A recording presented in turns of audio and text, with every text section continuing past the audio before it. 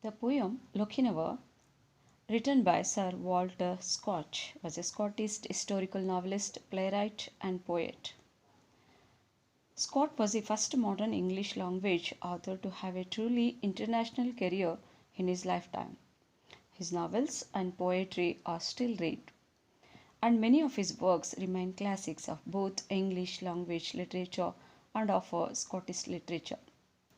Sir Walter Scott was born on August 15, 1771, in Edinburgh, Scotland. Scott produced and popularized historical novels in a series called the Waverley Novels. In his novels, Scott arranged the plots and characters so the reader enters into the lives of both great and ordinary people caught up in violent dramatic changes in history. Scott believed that every human was essentially decent regardless of class, religion, politics, or ancestry. Tolerance is a major subject matter in his historical works. The Waverley Novels puts across his belief in the need for social development that does not discard the traditions of the past. This present poem, Lochinvar, is a ballad on a valorous knight and excerpt from Marmion, written by Sir Walter Scott.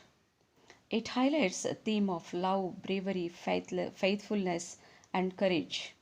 Lochinvar is a knight with a drive and ambition, conceding defeat to no obstacle in his path.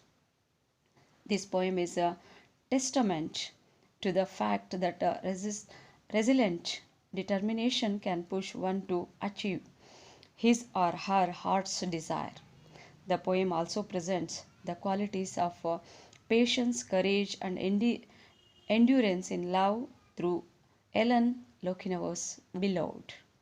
Ballad means the poetical poetical folk song. So it well known in the European countries. Scott Walter Scott written and convey the love and courage through this poem. Come on, let's see.